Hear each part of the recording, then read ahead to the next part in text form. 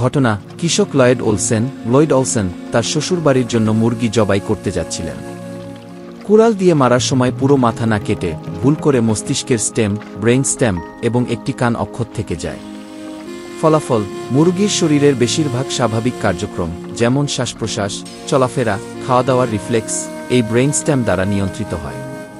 তাই মাথার বড় অংশ কেটে গেলেও মাইক মারা যায়নি। মাইকের জীবন মাথাবিহীন অবস্থায়। মাইক তখনও হাঁটতে, ডানা ঝাপটাতে, এমনকি ব্যালেন্স করে বসতে পারত।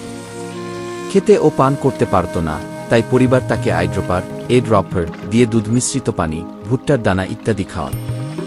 মাঝে মাঝে গলা দিয়ে চিকক শব্দের মতো আওয়াজও করত। সে এভাবে 1-8 মাস বেঁচে ছিল। খ্যাতি ও প্রদর্শনী: মাইকের খবর ছড়িয়ে পড়ে দ্রুত। তাকে নিয়ে মেলা ও সার্কাসে প্রদর্শনী শুরু হয়। দ্য হেডলেস ওয়ান্ডার চিকেন কি নামে ট্যুরে বের হয়েছিল। তখন মাইকের মালিক প্রচুর টাকা আয় করেন। মৃত্যু তারিখ: মার্চ 1947। একবার ভ্রমণের সময় রাতে হঠাৎ মাইকের শ্বাসনালীতে খাবার আটকে যায়। যেহেতু জরুরি সরঞ্জাম ড্রপারের সিরিঞ্জ সঙ্গে ছিল না, তাই তাকে বাঁচানো যায়নি। মৃত্যুর সময় তার বয়স প্রায় 2 বছর ছিল। বিজ্ঞানসম্মত ব্যাখ্যা: মুরগির ব্রেইন স্টেম শরীরের অনেক মৌলিক ফাংশন নিয়ন্ত্রণ করে, শ্বাস, হার্টবিট, রিফ্লেক্স। যেহেতু মাইকের ব্রেইন স্টেম অক্ষত ছিল, তাই সে বেঁচে থাকতে পেরেছিল। আসলে সে সম্পূর্ণ মাথাবিহীন ছিল না, তার মাথার সামান্য অংশ এবং কান রয়ে গিয়েছিল। সাংস্কৃতিক প্রভাব: কলোরাডোর ফ্লুইটা শহরে প্রতি বছর Mike the headless chicken day পালিত হয়। ইভেন্টে চিকেন ড্যান্স, ডিম নিক্ষেপ প্রতিযোগিতা ইত্যাদি হয়। মাইক বিজ্ঞান ও অদ্ভুত জীববিজ্ঞানের উদাহরণ হিসেবে বিখ্যাত। সংক্ষেপে, মাইক দ্য হেডলেস চিকেন ছিল এক বিরল জৈবিক বিস্ময়, যে মাথার বেশিরভাগ অংশ ছাড়াই 1-8 মাস বেঁচে ছিল।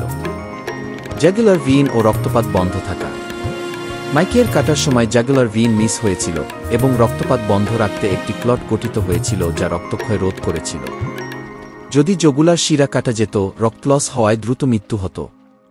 খাদ্য ও পানীয় সরবরাহ: মাইককে ড্রপার বা সিরিঞ্জ দিয়ে পানি, দুধ, গ্রেইন ইত্যাদির মিশ্রণ খাওয়ানো হতো।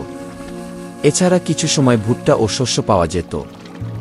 অর্ধেক স্বয়ংক্রিয়ভাবে খাবার হজম ও গিজার্ডের সঞ্চালন কাজ করেছিল। চলচল ও ভারসাম্য: সাধারণ হাঁটাচলা ও ভারসাম্য কিছুটা সম্ভব হয় স্পেনাল কর্ড ও ব্রেইন স্টেমের রিফ্লেক্স সার্কিটের মাধ্যমে। হাঁটাচলা, দাঁড়ানো, পার্চে বসার মতো কাজগুলো, ভয়েস, ভালো দৃষ্টিশক্তি ইত্যাদি না থাকলেও কিছুটা স্বয়ংক্রিয় নিয়ন্ত্রণে করা যেতে পারে। সীমাবদ্ধতা ও প্রশ্ন যা আজও রয়েছে: মাইক সম্পূর্ণ স্বাভাবিকভাবে দেখতে বা শুনতে পারছিল না, কারণ চোখ ও মস্তিষ্কের সামনের অংশ বন্ধ ছিল। তার মক্কেলের আচরণ ও জটিল চিন্তা প্রক্রিয়া সম্পূর্ণরূপে অচল ছিল। মৃত্যু হয়েছিল মুখে বা গলায় কিছু আটকে যাওয়া কারণে, যেখানে ড্রপার বা পরিষ্কারের উপকরণ না পাওয়া গিয়েছিল।